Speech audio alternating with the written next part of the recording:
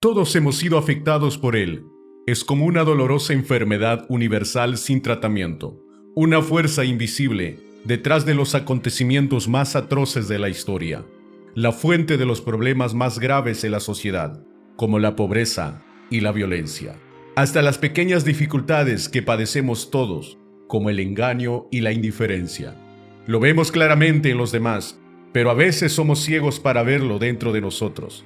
Sin embargo, se glorifica en la cultura popular como si fuera algo mágico, la entrada principal a los placeres secretos más deliciosos, quizás por ser prohibidos. Cuando sirve a tu favor, es como un juego de niños, pero cuando eres la víctima, es una arma masiva de destrucción. Me estoy refiriendo al mal. A pesar de que todos estamos familiarizados con este fenómeno, habiendo experimentado tanto sus dolores como sus delicias, hay mucha confusión con respecto a este tema importantísimo, por lo cual ha surgido preguntas como estas. Si Dios es bueno, ¿de dónde surgió el mal? ¿Por qué Dios creó al hombre capaz de pecar? Y en todo caso, ¿por qué fue tentado el hombre? ¿Es el mal coeterno con el bien? ¿Hay quizás dos deidades, como afirma el zoroastrismo, que son eternas, una buena y otra mala, en eterna lucha entre sí? En todo caso, si el mal tuvo un origen, y en la caída de Lucifer o Satanás, ¿qué produjo esta caída?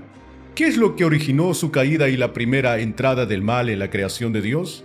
Si es así, ¿por qué Dios lo permitió? Si Dios sabía que el hombre iba a pecar, ¿por qué lo creó? Todas esas son preguntas que surgen con frecuencias, y siguen unas respuestas que servirán de ayuda para ver una solución satisfactoria a estos aparentes problemas. Pero antes de continuar, ¿qué te parece si me apoyas dándole me gusta a este video? Y suscríbete para que no te pierdas de las nuevas actualizaciones. ¡Empezamos!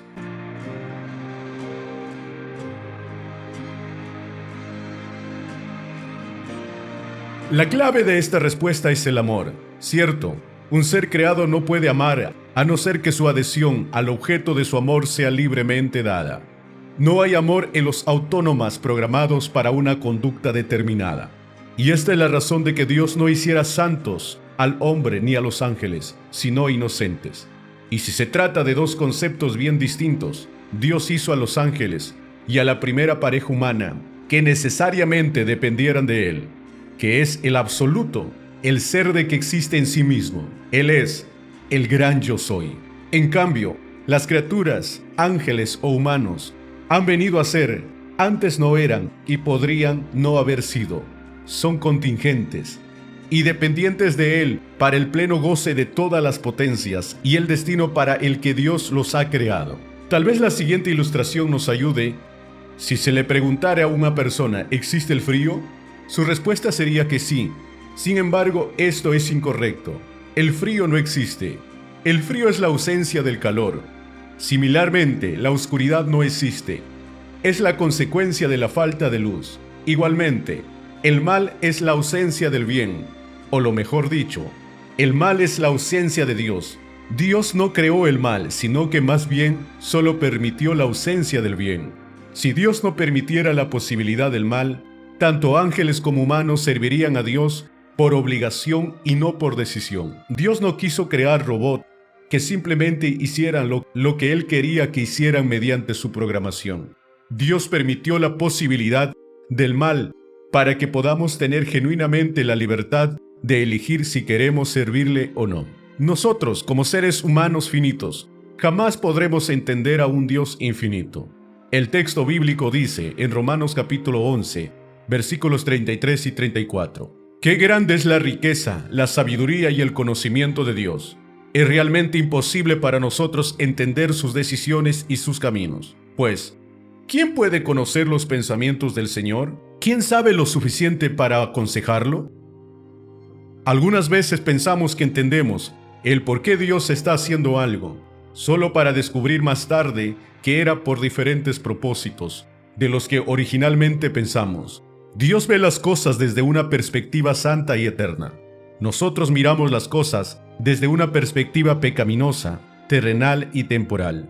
¿Por qué puso Dios al hombre en la tierra sabiendo que Adán y Eva pecarían y traerían con ello el mal, la muerte y el sufrimiento a toda la raza humana? ¿Por qué no los creó y los dejó en el cielo, donde seríamos perfectos y no tendríamos sufrimientos? Estas preguntas no pueden ser respondidas adecuadamente en este lado de la eternidad.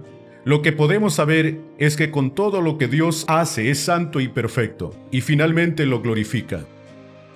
Según el pensamiento de algunos filósofos, Platón dijo lo siguiente: pensó que el hombre estaba dotado del conocimiento del bien y del mal antes de venir a este mundo. Este conocimiento existía en su alma, pero durante el periodo de su creación y su descanso en este mundo, olvidó la mayoría de las cosas. Estas cosas olvidadas se pueden recordar mediante sabios sermones o mediante la meditación de la naturaleza. Todo bien y mal es instinto del hombre. Para Platón, la vida de la razón y el buen comportamiento es una vida feliz. Por su lado, San Agustín, uno de los primeros pensadores cristianos, afirmó: Dios le había dado al hombre una buena naturaleza, pero se había alejado de Dios a la carne, es decir, al cuerpo. El pecado de Adán se transmitió a todos los hombres como el pecado original y continuará acosándolo durante toda su vida, a menos que busque la salvación a través de la gracia divina de Dios. ¿Qué es lo que menciona la Biblia referente a este tema? Según los escritos sagrados, el mal se manifiesta en tres maneras. El mal que ocasionan los seres humanos cuando se rebelan contra Dios. El mal que producen las fuerzas malignas no humanas, es decir, el diablo y sus huestes de maldad. Y el mal del pecado que viven los seres humanos como una enfermedad. Para ver todo esto, miremos los primeros capítulos de la Biblia. Textos que tratan a veces de manera mitológica los temas fundamentales sobre nuestro universo y el creador de todo ello. Consideremos tres símbolos como representantes de las tres dimensiones del mal: un árbol, una serpiente y un león. Cuando abrimos las páginas de la Biblia, leemos en el primer capítulo un relato teológico sobre la creación del universo. Observamos algo curioso, a saber que el mal no se encuentra por ningún lado. Al contrario, mientras el autor va relatando de los días de la creación, 6 veces se repite la frase: y era bueno, hasta que el capítulo concluye diciendo: entonces Dios miró todo lo que había hecho y vio que todo era bueno. Génesis 1:31. Vemos aquí algo muy importante, que en el principio el mal no existía. Toda la creación, incluso los seres humanos, era muy buena. La creación está llena de la presencia de Dios y reflejaba la belleza y la bondad de su Creador.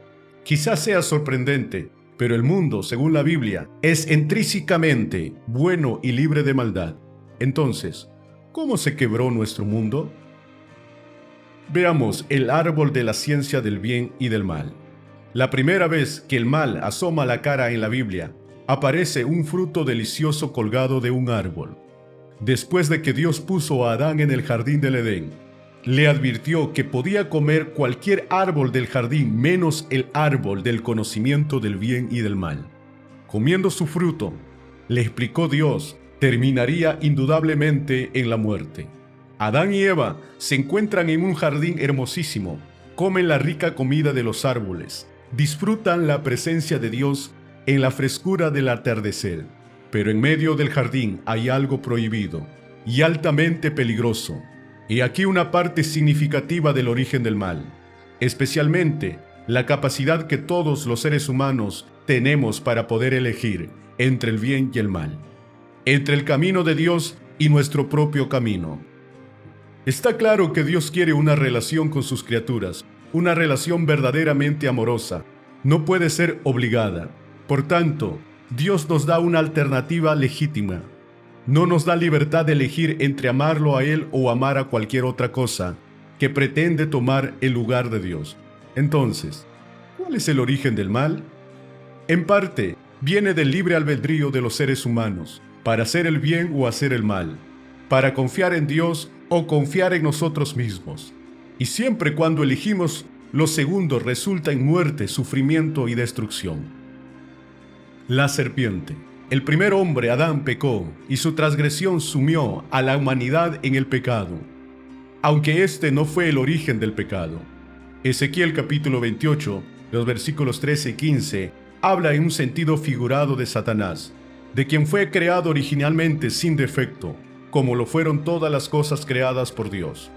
El versículo 15 nos da una pista sobre el origen del pecado. Perfecto eras en todos tus caminos, desde el día que fuiste creado, hasta que se halló maldad en ti. Isaías capítulo 14, los versículos 12 al 14, indica, además, que Satanás, o Lucifer, pecó en su orgullo y su codicia del trono de Dios. Cuando se rebeló contra Dios, Satanás fue expulsado del cielo. Esto nos lleva a la pregunta: ¿cómo se manifestó el mal en una criatura perfecta? Todo pecado, por lo tanto, debe venir de la criatura, y el deseo del mal surge en el interior de la criatura. El pecado se halló en Lucifer debido a la elección que hizo ese ángel de buscar algo distinto a lo que Dios había elegido para él. Esto muestra que cada vez que buscamos algo distinto a la elección de Dios, pecamos. Por tanto, en las páginas de la Biblia se encuentra Satanás y sus legiones demoníacas influenciando a los hombres a desobedecer a Dios. Prueba de esto fue lo que hizo en Génesis 3, el sufrimiento de Job, cuando tentó a Jesús en el desierto, y que quiere destruir a los hijos de Dios, que ejerce poder y dominio sobre los seres humanos que se rebelan en contra de Dios. Un león. Hasta aquí hemos visto dos fuentes del mal que hay en el mundo: la rebelión de los seres humanos, representado por el árbol, y las influencias de las fuerzas malvadas, representada por la serpiente. Pero más allá de eso, la Biblia también nos revela que el mal no solamente nace en las decisiones de los seres humanos, sino que existe otro poder que nos afecta a todos y nos lleva a tomar esas decisiones. Se llama pecado. Y vive dentro de cada ser humano, dándonos una inclinación hacia el mal sin destruir nuestra capacidad para hacer el bien. En Génesis 4 aparece un león. Poco tiempo después del primer pecado, Dios expulsó a Adán y a Eva del jardín del Edén. Y conocemos la segunda generación de seres humanos, Caín y Abel.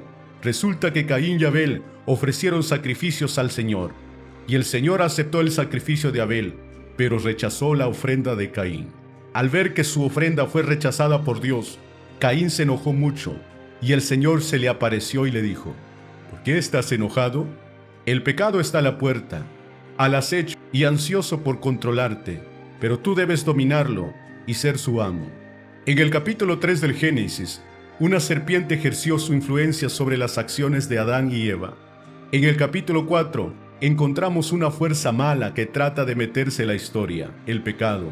El relato lo describe como un predador, como un león al acecho listo para devorar a Caín. Pero no es como el diablo que se le apareció a Adán y a Eva, sino que aparece ser una influencia que vive dentro de Caín y sobre el cual puede ejercer su voluntad, pero que terminaría ganando la batalla. Caín asesina a su hermano. En resumen, esta es la doctrina bíblica del pecado en su forma más simple. El pecado no es solamente el resultado de nuestras malas decisiones. Cometí un pecado, como todos decimos, sino que es un poder, una enfermedad, un león feroz que vive en nosotros, contra él que luchamos diariamente y que nos lleva a pecar de miles maneras. Todos han pecado, dijo el apóstol Pablo, y están privados de la gloria de Dios. Romanos 3:23. La existencia del pecado explica que todos nos rebelamos contra Dios, incluso cuando no sabemos por qué y cuando quisiéramos actuar de otra manera, y por ende, porque el mundo está lleno de tanta maldad. Así llegamos a la parte final de este video. De mi parte me despido y nos vemos en otro video.